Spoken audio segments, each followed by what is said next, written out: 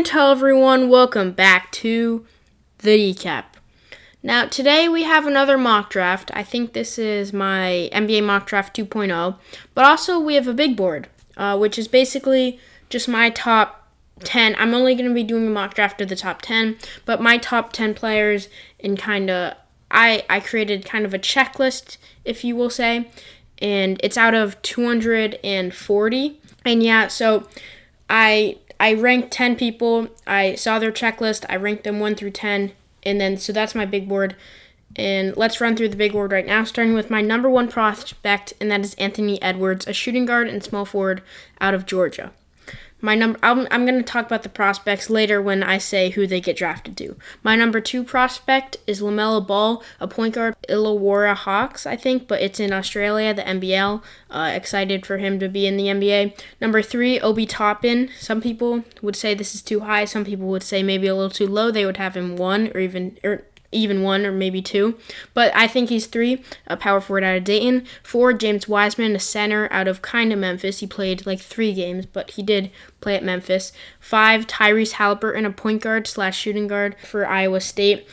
I'm very high on him. I think he, outside of LaMelo, is the best point guard in the draft. I think most people would not agree, but I am very high on Tyrese. Number 6, Killian Hayes, a point guard from France. 7, Cole Anthony, a point guard from North Carolina. Most people would have those two ahead of Tyrese, but I think Tyrese Haliburton is such a good player and complete player. At 8, we have Isaac Okoro, small forward out of Auburn. 9, Onyeka Okongwu, center and power forward out of USC. I think I'm a little lower on him than most people. They'd probably have him 5 or 6. And 10, Deni Avdija, a small forward from Israel. I'm definitely lower on him. Now moving on to the draft order. This is simulated. At pick 1, Atlanta Hawks, and I have them needing a shooting guard. At pick 2, Golden State Warriors, they need a center. Pick 3, Detroit Pistons, they need a point guard, small forward, and center. The Cleveland Cavaliers at pick 4, who need a forward and center. Now at 5, Minnesota Timberwolves, who need guards and forwards. At 6, Chicago Bulls, who need a small forward. At 7, the New York Knicks, who need a point guard and a forward.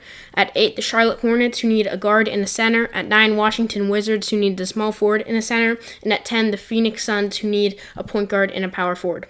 Now let's get right into it. You might have already guessed, as the Atlanta Hawks need a shooting guard, and my top prospect in the draft is a shooting guard, but I have the Atlanta Hawks taking Anthony Edwards. Now, out of my checklist, he had a 206 out of 240, which is first. And I love Anthony Edwards. He's such a complete player. His offensive game is great. He can finish with ease on anyone. His shooting can definitely get better, but with the NBA, I think it'll come. His form is decent, and he can definitely become a much better player. On the defensive end, he has so much potential. He has great instincts. It's just at Georgia, sometimes he didn't really try on defense, and if he's trying all the time, then he could become one of the best defenders in the league. Now, his best areas for me were finishing, his athleticism, and his strength, just all 10 out of 10 on when you're rating them. His worst areas were his shot selection, sometimes some questionable shots, some deep threes that really weren't needed. His passing, he's more focused on himself scoring, but if his passing can get a little better, he can become a complete and one of the best shooting guards in the NBA. His rebounding isn't great. As I said, he sometimes just stopped trying on the defensive end and on when rebounding, but if he can try a little harder, he can definitely rack up 5 rebounds a game. And I have him compared to Dwayne Wade, one of the best wing defenders in the league, which I think Anthony Edwards could become. Dwayne Wade was a great slashing shooting guard, just like Anthony Edwards. They can both finish. In their shooting, it's decent, but it's not great. So yeah, I think he can be compared to Dwayne Wade. And if the Atlanta Hawks did take Anthony Edwards, they could have a starting 5 of Trae Young, Anthony Edwards, John Collins, and Clint Capella. That's a fun, exciting, young starting 5 that definitely could make a push for the 8 seed in the playoffs. Number 2, we have the Golden State Warriors, and they will be selecting center James Wiseman. He was 4th on my checklist. He had a score of 197. His best areas are rebounding, his blocking. He averaged above 10 for rebounding and blocking in high school. His college stats aren't great because he only played for 3 games, but in high school he was a beast. His finishing, amazing. He around the rim, he finishes everything. His worst areas are his footwork. It's not great for a big man, but that can definitely improve in the NBA as he does have better resources. His 3-point shooting isn't great, but he does have the form and the tendencies to become a decent three-point shooter in the NBA. His passing isn't great. He's not really looking to pass as a big man, but if he can kind of lift his head up a little more, not become a Nikola Jokic-like player, just become a little better, maybe league average, he can definitely become a great player. In his player comparison is Hassan Whiteside with a motor for me. He's a freak at blocking. He's a freak at rebounding, just like Hassan Whiteside, but Hassan Whiteside would stop trying, but James Wiseman really gives it his all in every game, so that's why I have James Wiseman compared to Hassan Whiteside. I think his ceiling could be even a Shaquille O'Neal player if he can just get better footwork and dominate a little more. He could become a Shaquille O'Neal type player. But for now, Hassan Whiteside's still a decent player in the NBA. In a potential starting five for the Warriors, Steph Curry, Klay Thompson, Andrew Wiggins, Draymond Green, and James Wiseman. That is one of the best starting fives in the NBA. Definitely championship contending. And with James Wiseman, I think he would definitely complete that starting five. Now, pick 3, we have the Detroit Pistons, and I have them taking LaMelo Ball. LaMelo Ball was my number 2 prospect. He had a score of 199 on the checklist. And his best areas are his passing and vision, as you probably heard. He makes freakish passes. His head is always up. He's definitely looking to pass first. His rebounding is great for a point guard, and paired up with his rebounding, his height, he's 6'7", and he's still growing, crazy enough. His worst areas are his shot selection, which is definitely bad. It's improving, but he sometimes chucks it up from closer to half court than the three-point line, but that can definitely improve with the right coach that kind of nails it into his brain not to shoot those shots. His strength, he's kind of a skinny guy. If he can get stronger, he can work on his finishing as well, it's good, but it's not great yet. But he can definitely add some muscle, kind of help him on the defensive end and finishing. Speaking of defense, another one of his bad areas is his perimeter defense. He's not as bad as a defender as I think people say, but it definitely could be worked on. And with his long arms, he could become a great defender in the NBA. Maybe not great, but average. But I think LaMelo Ball is a great prospect. When I'm looking at prospects, I think I really want a player that's great at one thing, and then when I'm an NBA coach, I can kind of get the others up to average. He's great at passing. He has great vision. He's great at rebounding. And then if I can just kind of lower his shots, he's a good three-point shooter. It's just people say he's bad because his efficiency is bad because he takes stupid shots. But lower the shot selection, he becomes a much better shooter efficiency-wise. His strength, put on some muscle, he can definitely become one of the best point guards in the NBA. A comparison to him is Penny Hardaway, a big pass-first point guard. I think Penny Hardaway was also 6'7", just that both like to finish at the rim. Kind of not the best three-point shooters, but still decent. And if the Detroit Pistons drafted him, they could have a potential starting five of LaMelo Ball, Luke Kennard, Bruce Brown, Blake Griffin, and Christian Wood. And if the Detroit Pistons selected him, I think they're mostly selecting him for the name. They need tickets to be sold, and LaMelo Ball would sell them tickets having the name Ball. Now at number 4, we have the Cleveland Cavaliers taking power forward Obi Toppin. Obi Toppin on my checklist had a score of number 3 on the checklist. He had a 198 out of 240, which is great. His best areas are his finishing. His dunking is insane. His athleticism, as I said, he has hops. He can hop out of the gym. He can dunk on anyone. And I think his NBA readiness is one of his best areas. I think he could be an impact player straight away. But his worst areas are his height. He's a little small. He's 6'8", 6'9". His wingspan isn't the greatest, but they can definitely work around this as the league is transforming into a smaller play style. His perimeter defense isn't great when he's guarding the wing on the wings. Smaller guards, faster guards tend to run right by him. And also, one of his worst areas is his potential. He's obviously 22. That's why he's taking lots of hits.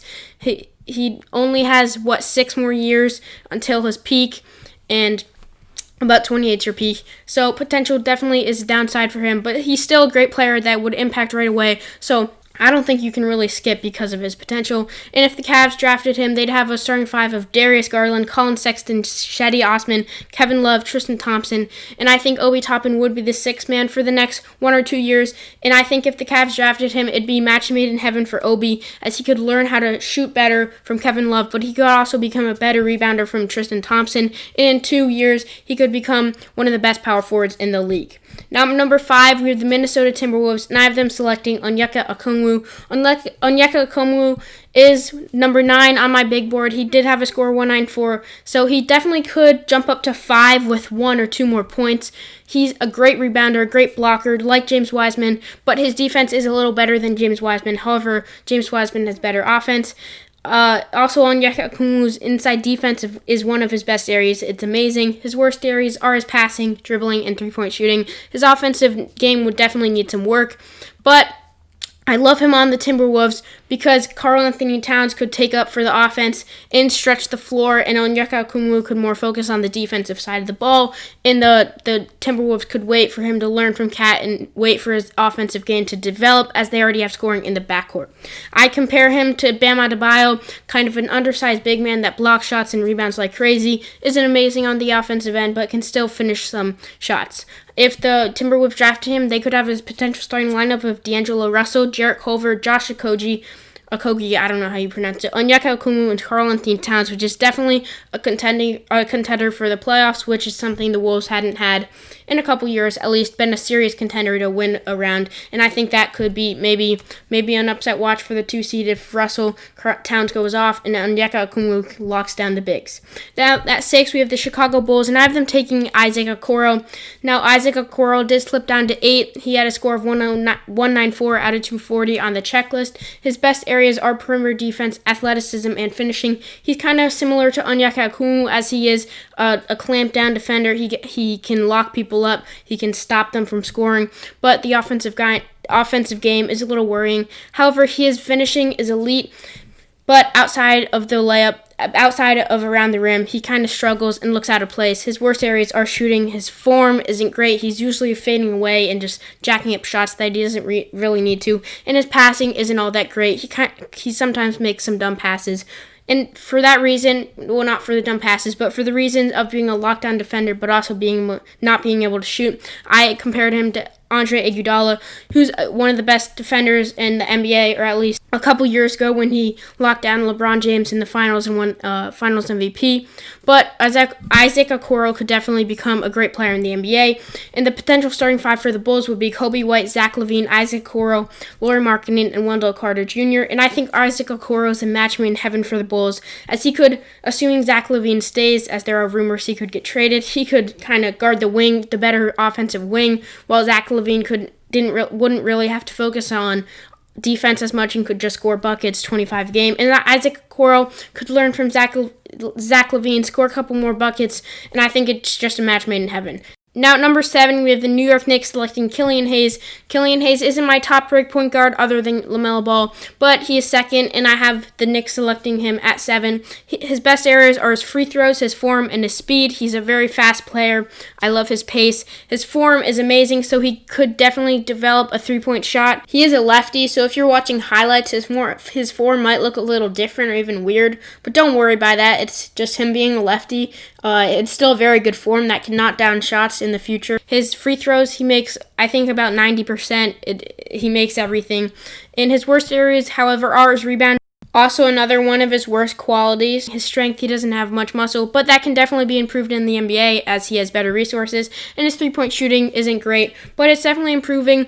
And as he has a great form, you don't really need to change anything about his shots. He just needs more reps, and he needs to become more comfortable with his shot, and that his three-point shooting could definitely become one of the best in the league and just a spot-up shooter that knocks down everything. Now, you may wonder why I wouldn't have the Knicks selecting Tyrese Haliburton, but in this scenario, I think Killian Hayes has more upside, and in the Knicks position, they're just rebuilding, gathering as much potential as they can, and Killian Hayes definitely has more potential than Tyrese. Tyrese would be more of an impact player right now that could lead a team to the playoffs, but the Knicks really aren't ready for that. I think they select Killian Hayes, and they love foreign players, as you see with Kristaps Porzingis and Frank Ntilikina. And Killian Hayes' player comparison for me is D'Angelo Russell, with a possibility of getting some defense in there. As he is so fast, he can kind of stay with players. Killian Hayes can shoot decently. I mean, not really, but as time goes, he will be able to shoot as well as D'Angelo Russell. He loves his floaters. He can knock down shots from mid-range area and below. But Killian Hayes is definitely a crafty point guard like D'Angelo Russell, and I think there's a lot in common between those two players. The potential starting 5 for them is point guard Killian Hayes, shooting guard RJ Barrett, small forward hopefully Kevin Knox, power forward Julius Randle, and center Mitchell Robinson. That's a young core for the Knicks that's exciting and could hopefully lead the Knicks to a championship in the future. Now, at number 8 for the Charlotte Hornets, I have them selecting Cole Anthony. Now, again, passing on my favorite point guard in the draft, Tyrese Haliburton, but there is a reason for that, which I will tell you later after I go through his checklist score. Cole Anthony was 7 on my big board with a checklist score of 195, tied with Killian Hayes. His best areas are his dribbling. He has tight, quick moves that can get around defenders with ease. His athleticism is amazing. He has bunnies. He can jump so high. His rebounding is great for a point guard. He averages 6 or 7, maybe 5, but he never gives up on the ball and is always looking to get the ball back. His worst areas are his shot selection. He always thinks his shot is the best shot. His vision isn't great. He sometimes just thinks, "Oh, I'm not passing to anyone. I'm just going to shoot." And he doesn't really see the floor as well. His strength definitely is also a bad area, as he isn't very strong. But once again, you can put on muscle in the NBA with better resources. And as he isn't the best, he's a decent shooter, but he kind of doesn't take the best shots. He's a great dribbler, great rebounder, and very athletic. I see him as a Russell Westbrook. A little bit worse vision, but if he can just learn a little better passing, then he could definitely become a Russell Westbrook-like player who never gives up, has a big motor, and does everything in the game: rebounds, scores, and a little bit of passing. If the Hornets select him, they'd have a starting 5 of Cole Anthony, Devontae Graham, Miles Bridges, P.J. Washington, and a question mark at center, Bismack Biyombo. But I have the Hornets selecting Cole Anthony over Tyrese because of the North Carolina connection. And Michael Jordan loves North Carolina, obviously. He's an alumni, and he trusts them. So I have him taking Cole Anthony, and the Hornets, obviously, being from North Carolina, taking Cole Anthony. Now, at my number 9 spot, I have the Washington Wizards selecting Deni Avdija. I'm not very high on Deni, but they don't need a guard in Tyrese, so I have them taking Deni, who is my number 10 on my big board. He has a score of 193, which is a bit of a drop-off.